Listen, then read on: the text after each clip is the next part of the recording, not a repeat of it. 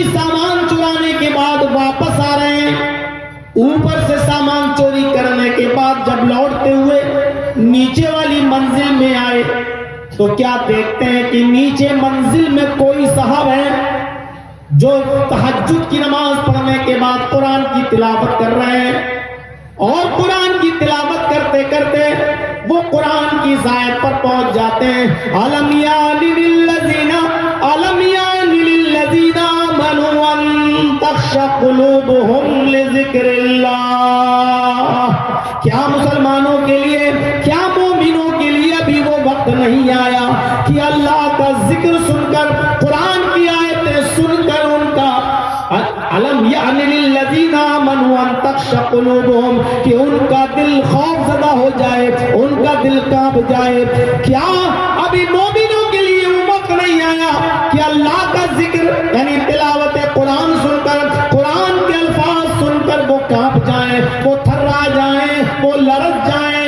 जैसे कुरान के अल्फाज फुज़ैल इब्न अयाद के कानों में पड़ते हैं, इनके कानों में जैसे ही ये अल्फाज जाते हैं ये वहीं से चीखते हैं, नहीं नहीं वो वक्त आ गया है। कुरान सुनने के बाद दिल लरज़ जाए, कांप जाए। इन्होंने चोरी किया हुआ सामान सब वापस कर दिया और लौट आए और अल्लाह से पक्की सच्ची तौबा कर ली। फिर तौबा करने के बाद इतने बड़े अल्लाह के वली बने कि 5वीं सदी के वलीउल्लाह में इनका शुमार होने लगा, अल्लाह के नेक बंदों में इनका शुमार होने लगा। फुज़ैल इब्न अयाद का ये वाकया मेरे भाइयों हमें एक नसीहत देता है, हमें ये सिखाता है कि कुरान की सुनने से हमारे ईमान में ज़्यादती हो जाती है, हमारे ईमान में इजाफा हो जाता है। वही थे हजरत उमर फारूक रज़ी अल्लाह ताला अन्हु, तो हजरत उमर ही तो थे अल्लाह के नबी की गर्दन उड़ाने के इरादे से निकलते हैं, चलो आज किस्सा ही खत्म कर देते हैं, नबी को मार ही देते हैं। रास्ते में एक साहब मिलते हैं, उन्होंने हजरत उमर को देखा कि बहुत गुस्से में है, तलवार हाथ में है। तलवार देखकर वो समझ गए कि मामला कुछ गर्म है। पूछा, आए खत्ताब के बेटे, आए उमर कहां जा रहे हो? जवाब दिया, तुम्हारे नबी को कत्ल करने जा रहा हूं, न रहेगा बांस न बजेगी बांसुरी, बस पानी बहुत चढ़ चुका है, बहुत लोगों को तुम्हारा नबी मुसलमान कर चुका है, अब कोई मुसलमान नहीं होगा, आज तुम्हारे नबी का खात्मा कर देता हूं, कत्ल ही कर देता हूं। उनकी जबान से ये निकल गया, मेरे नबी की फिक्र बाद में करना, पहले अपने घर जाकर खबर लो, तुम्हारी बहन फातिमा और तुम्हारे बहनोई सईद भी मुसलमान हो चुके हैं, ईमान ला चुके हैं। इन्होंने कहा कि अगर ये बात गलत निकली तो तेरी गर्दन उड़ा दूंगा।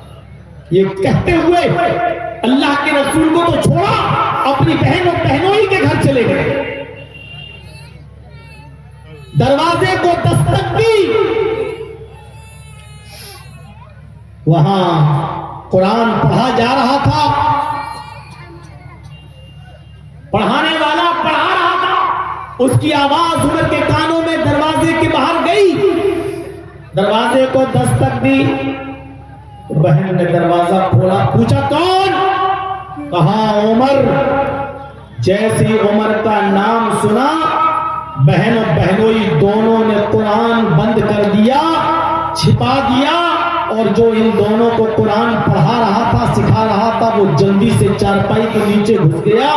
उमर कहीं नजर हमारे ऊपर न पड़ जाए, कहीं हमको कत्ल न करें। फिर बहन आगे बढ़ी, उन्होंने दरवाजा खोला तो वो अपने पूछने लगे, अभी क्या पढ़ रहे थे? उन्होंने कहा कुछ नहीं, बस मारना शुरू कर दिया अपने बहनोई को, इतना मारा कि वो लहू लुहान हो गए। बहन अपने शौहर को बचाने के लिए जब आगे बढ़ी, नहीं तुम मेरे शौहर को कैसे मार सकते हो, कैसे पीट सकते हो, तो अपनी बहन को भी पीटा, इतना पीटा कि वो भी लहूलुहान हो गई। और आखिर में बहन ने कहा कि उमर तू मेरी बोटी कर दे, टुकड़े कर दे, काट डाल, फिर भी मुझे कटना गवारा है, मर जाना गवारा है, लेकिन इस्लाम छोड़ना गवारा नहीं। हाँ सुन, मैं कुरान पढ़ रहा, मैं कुरान पढ़ रही थी, ये सच है। हजरत उमर सोचने लगे कि आखिर ये कौन सी किताब है जिसने मेरी बहन को इतना बेबाक बना दिया है, जो कभी मेरा नाम तक नहीं लेती थी, भाई भाई कहती थी, लेकिन आज उसने भाई का रिश्ता भी खत्म कर दिया और कहने लगी कि उमर तू मेरे टुकड़े टुकड़े कर दे, फिर भी इस्लाम नहीं छोड़ेंगे। कौन सी किताब ये पढ़ रही थी जिसने इसको इतना मजबूत बना दिया? कहने लगा अच्छा ठीक है, लाओ जरा देखें मैं भी क्या पढ़ रही थी, जरा मुझे भी बताओ, लाओ जरा। बहन ने कहा कि तुम अभी नापाक हो, जाओ पहले गुस्ल करके आओ। एक हदीस में आता है कि हजरत उमर ने गुस्ल किया और एक रिवायत में आता है कि उन्होंने कहा जाओ पहले वुजू बना के आओ। हजरत उमर वुजू बना के आए, फिर बहन ने उनके हाथ में कुरान दे दिया, लो ये मैं पढ़ रही थी, पढ़ के बताओ क्या पढ़ रही थी। बताया जाने लगा कि कुरान की आयत पढ़ रहे थे, सब्बह लिल्लाहि मा फिस समावाति व मा फिल अर्ज़ व हुवल अज़ीज़ुल हकीम। इतना सुनना था, हजरत उमर फारूक की दिल की दुनिया बदल गई। अल्लाह ये कौन सा कलाम है, अल्लाह ये कौन सी आयतें मेरे कानों में पड़ गई हैं, अल्लाह ये कुरान की चाशनी है। मुझे इस किताब से दूर रखा जाता था, मुझे इस किताब पर ईमान लाने से रोका जाता था। हजरत उमर फारूक की दुनिया बदलती चली गई। कहने लगे बस करो, मुझे जनाब मोहम्मद रसूलुल्लाह सल्लल्लाहु अलैहि वसल्लम के पास लेकर चलो। हजरत उमर फारूक को जब जनाब मोहम्मद रसूलुल्लाह के पास लाया गया, दरवाजे को दस्तक दी गई। वहां साहबे किराम दारे अरकम में मौजूद थे, हमजा वगैरह भी मौजूद थे और लोग भी मौजूद थे। किसी ने झांक कर देखा, खबर दी, अल्लाह के रसूल उमर नंगी तलवार लिए अपने हाथ में दरवाजे के बाहर खड़े हैं, क्या किया जाए। हजरत हमजा ने कहा दरवाजा खोलो, अगर अच्छी नीयत से आए हैं तो ठीक, अगर बुरी नीयत से आए होंगे तो उसी की तलवार छीन कर आज उसी की गर्दन उड़ा देंगे। दरवाजा जैसे ही खोला, अल्लाह के नबी जनाब मोहम्मद रसूलुल्लाह ने उनके सीने पर उनके गरिबान को पकड़ के उनको खींच लिया और खींच कर यही कहा, अलम यानि लिल्लज़ीना आमनू अन तख़्शअ क़ुलूबुहुम लिज़िक्रिल्लाह। आए उमर, क्या भी वो वक्त नहीं आया कि अल्लाह का जिक्र सुनकर, अल्लाह का जिक्र कुरान की आयतें सुनकर दिल पसीज जाए, खौफज़दा हो जाए, लड़क जाए। हजरत उमर कहते हैं अल्लाह के नबी, मैं आपका जूता साफ करने के लिए चला आया, मैं तो ईमान लाने के लिए चला आया, मैं तो इस्लाम कबूल करने के लिए चला आया।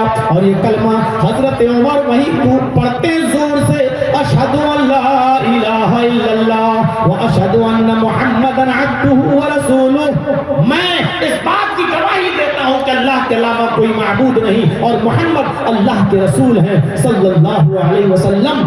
सबसे पहले आज जो नारा लगता है ना, ये नारा चंदा वाला भी लगाता है, नारे तकबीर। ये हर जगह नारे नहीं लगाए जाते, न हर जगह लगाना जायज है, न हर जगह इसकी इजाजत है।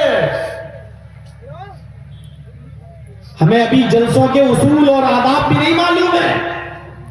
मेरे भाइयों, सबसे पहला नारा इस्लाम की तारीख में अगर लगा था तो उस वक्त लगा था जब हजरत उमर इस्लाम लाए और जब इन्होंने कलमा पढ़ा, अशहदु अल्ला इलाहा इल्लल्लाह व अशहदु अन्ना मुहम्मदन अब्दुहु व रसूलुहु, तब सबने जोर से, जितने लोग दारे अक़ब में मौजूद थे, जोर से बुलंद किया अल्लाहु अकबर। ये नारा अल्लाहु अकबर की सदा उस वक्त बुलंद हुई जब हजरत उमर फारूक इस्लाम लाए। उनसे पहले भी जो लोग इस्लाम लाए नारा नहीं लगा, हजरत उमर फारूक के इस्लाम लाने के बाद नारा। कहा अल्लाह के नबी ने, उमर आज तुम इस्लाम लाए हो, मुझे इतनी खुशी हुई कि आज दिल करता है कि तुम जो मांगो मैं तुम्हें दे दूं। बोलो क्या मांगते हो, क्या ख्वाहिश है तुम्हारी, क्या चाहते हो। कहा अल्लाह के रसूल मेरी एक ख्वाहिश पूरी करेंगे। कहा क्या ख्वाहिश भी क्या थी, क्या ख्वाहिश। कहा अल्लाह के रसूल अभी तक आप नमाज इस ज़ैद अरकम के घर में, ज़ैद इब्न अरकम के घर में आप पढ़ रहे हैं, आप यहां से निकलिए और इस कोठरी से जहां छुपकर आप नमाज पढ़ रहे हैं और आपके साहबा, यहां से निकलकर खाने काबा आइए, आप नमाज पढ़ाएं और जितने लोग आप पर ईमान ला चुके हैं 39 के करीब, ये सब आपके पीछे नमाज पढ़े और मैं खाने काबा के दरवाजे पर तलवार लेकर खड़ा हो जाऊं और देखता हूं कि किसकी मां ने किसको कितना दूध पिलाया है जो आपको खाने काबा में नमाज पढ़ाने से रोक सके। चलिए आज खाने काबा में पहली बार खुले में नमाज होगी, आप नमाज पढ़ाएंगे, 39 आदमी आपके पीछे नमाज पढ़ेंगे और उमर दरवाजे पर खड़े होकर चौकीदारी करेगा, किसकी मां ने किसको कितना दूध पिलाया है जो आज मोहम्मद रसूलुल्लाह को नमाज पढ़ाने से रोक सके। मेरे भाइयों, ये नारा तब लगा था हजरत उमर फारूक ने कुरान सुना, इस्लाम लाए। मेरे भाइयों, मोमिन की दूसरी सिफत यह है कि जब उसके सामने कुरान की तिलावत होती है तो उसके ईमान में ज़्यादती हो जाती है। एक मर्तबा यही हजरत उमर थे,